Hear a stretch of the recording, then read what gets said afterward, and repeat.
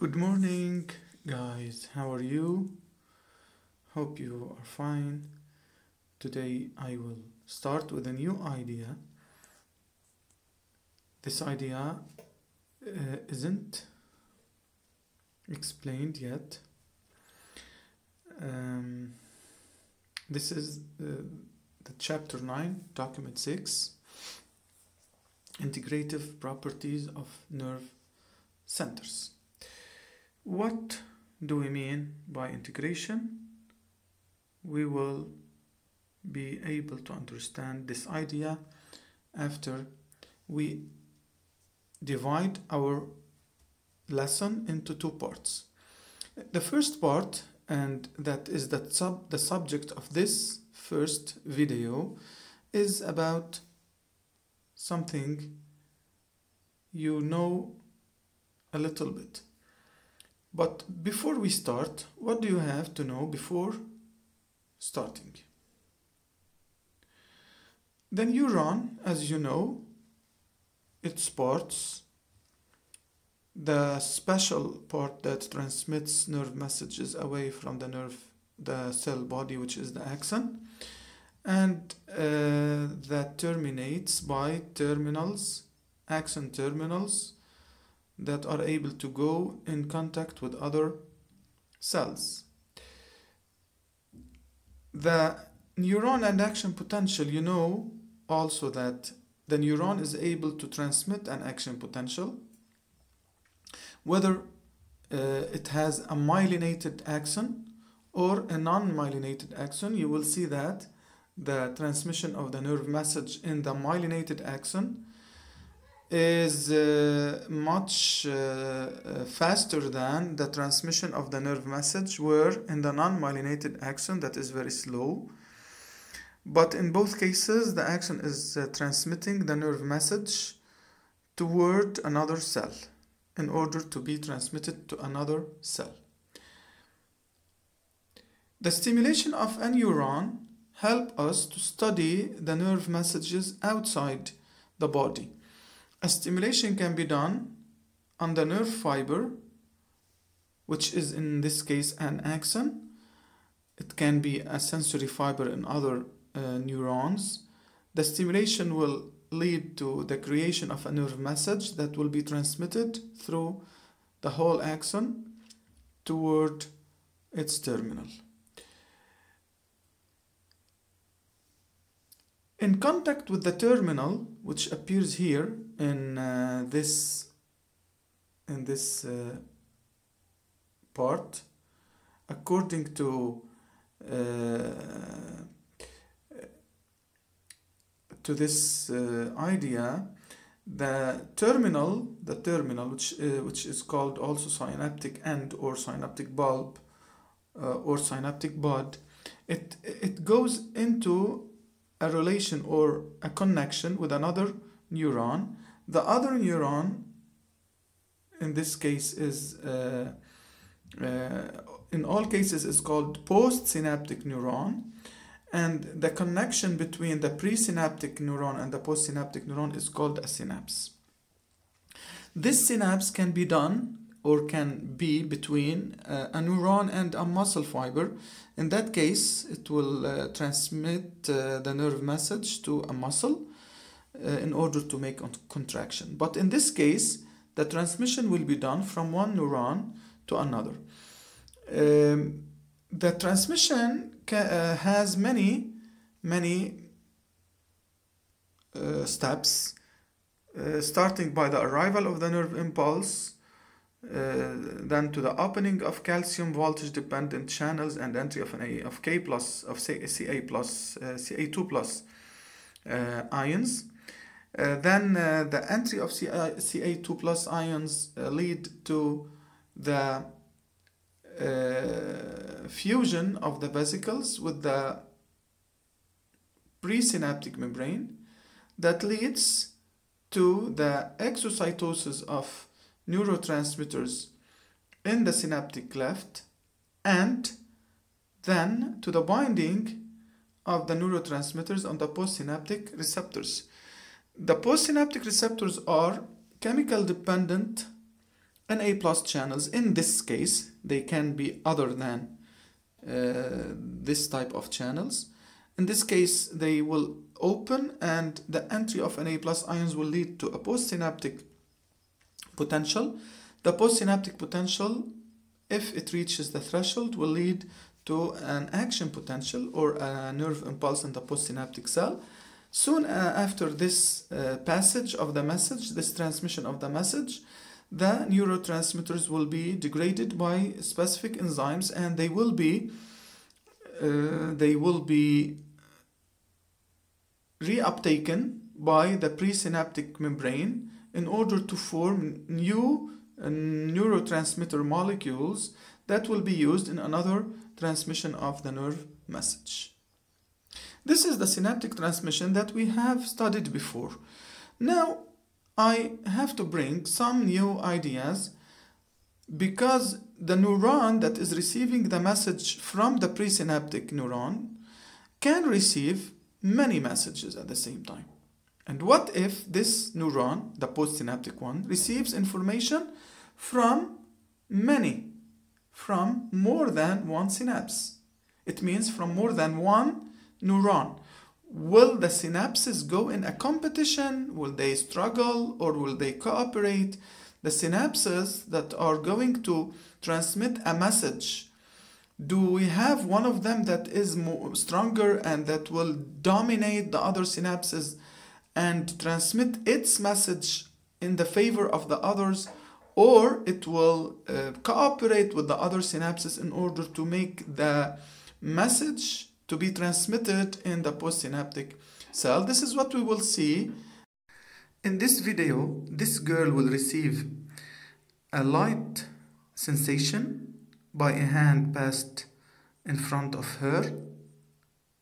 This stimulation alone will not lead to any reaction. Another stimulation made by a sound will be made for her. Also, this second stimulation will not make any reaction, but when both stimulations are made together, we will obtain an eye blinking of this girl. We will see the video now.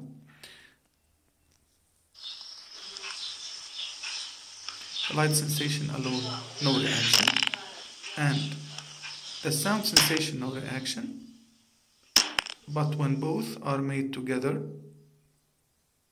we obtained an eye blinking, which is the reaction that we are trying to explain.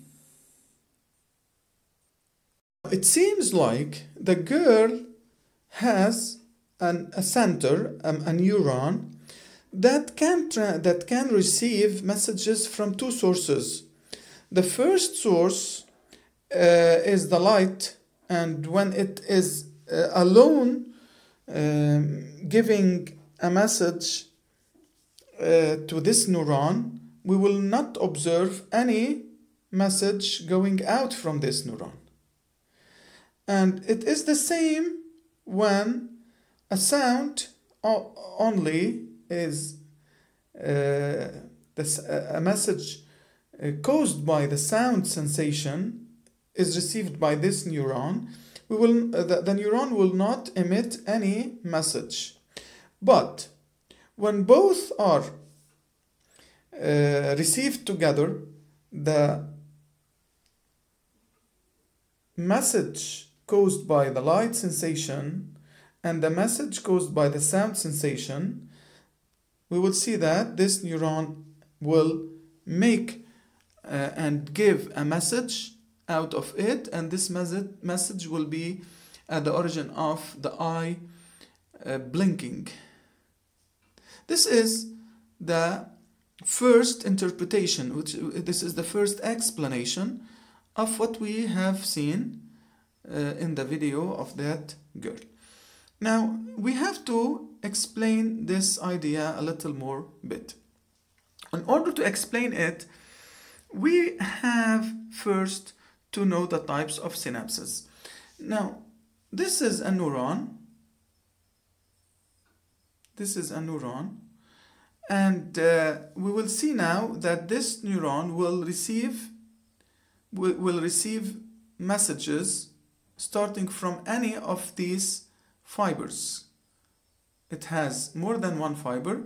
Now it is receiving a message starting from this fiber, and this message led to a postsynaptic potential, and when it receives a message starting from this, the message led to another postsynaptic potential.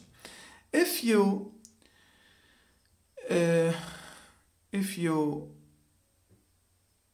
carefully observe it, you will see that the first is an increase of the potential above -60, and the second is a decrease of the potential difference below -60 millivolt.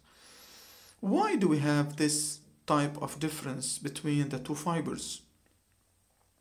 You can see on this slide that the first fiber, which is red,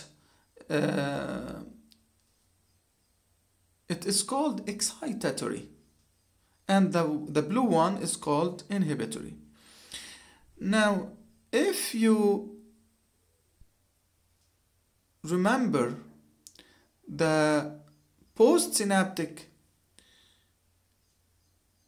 receptors that are on the postsynaptic membrane, and remember that when they open, they will make an exchange of some ions, you will be able to try, you have to try to explain or to make a hypothesis about the types of these receptors that can lead to, in the first case, an increase of the potential, which we will call EPSP, excitatory postsynaptic potential, and the second is called IPSP, or inhibitory postsynaptic potential. In both cases, you will be able to understand that the type of the receptors that are at the origin of the exchange of ions are not the same. And this idea, we will explain it further, but I want you now to think about a solution and to think about an explanation before you continue this video. If we go back to this slide that shows you the postsynaptic membrane receptors, in this case the receptors are Na+ chemical dependent channels, and their opening leads, as you see, to the entry of Na+ ions. And this entry of Na+ ions, as we see here, leads to more positive charges inside the postsynaptic membrane. Before we start the stimulation, as the video, as the presentation of the transmission of the message showed us, we had a potential of -60 millivolt. That is the resting potential. And when the synapse, the excitatory one, is stimulated, we observed a postsynaptic membrane potential that is called an EPSP. An EPSP. Why do we call it EPSP? It is called EPSP since it is going to be more close to the potential threshold that, when will be reached, it will lead to an action potential. This EPSP is caused by the positive ions that go inside the postsynaptic cell, and they try to neutralize some of the negative ions inside of it.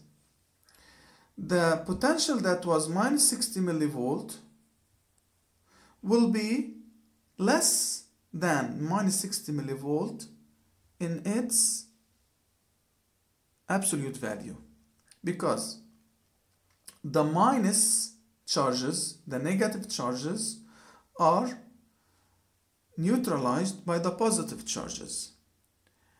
This case lead, as we said, to a postsynaptic potential that is excitatory. The entry of positive ions decrease the electronegativity inside the postsynaptic membrane, and this will increase the potential from minus 60, which is the resting potential. In this case, it was minus 70 in other cases that we saw before.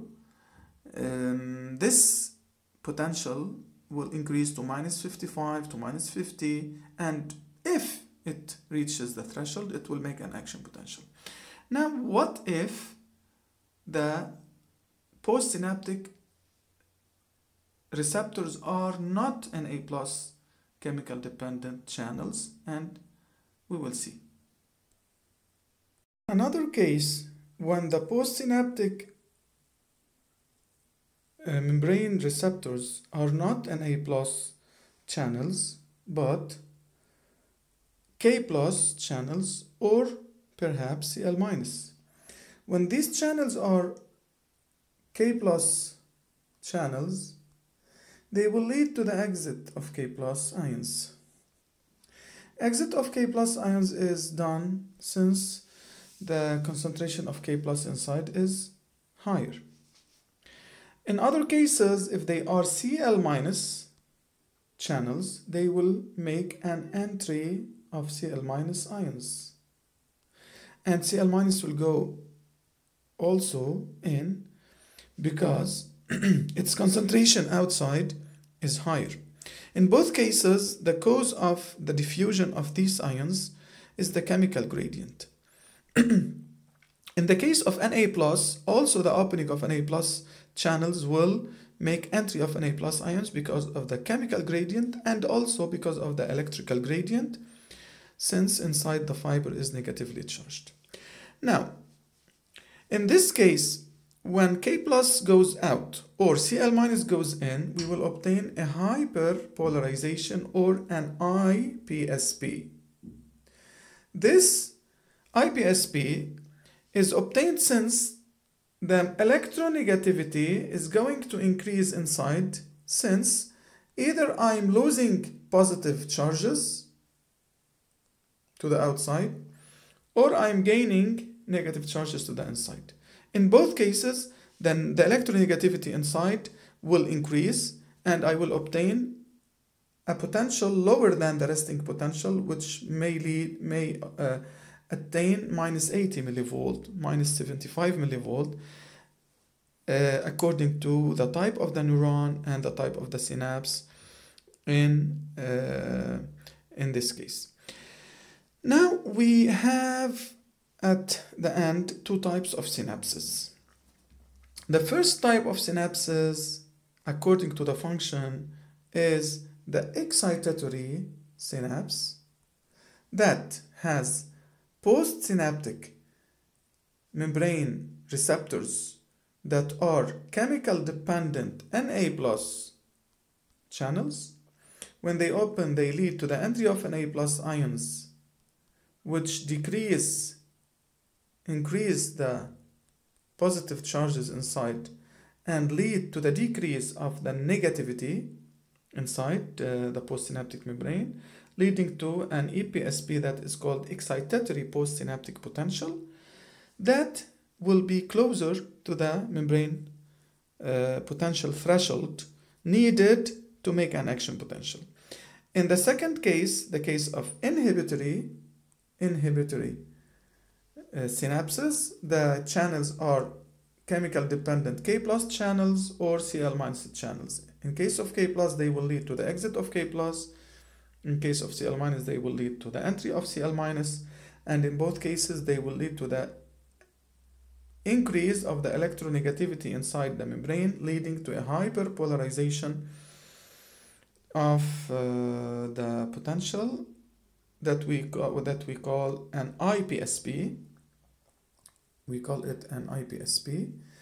And this IPSP gets far from the potential threshold, and it will make hard for the action potential to be created, because it will make hard the potential to reach the potential threshold needed to create an action potential.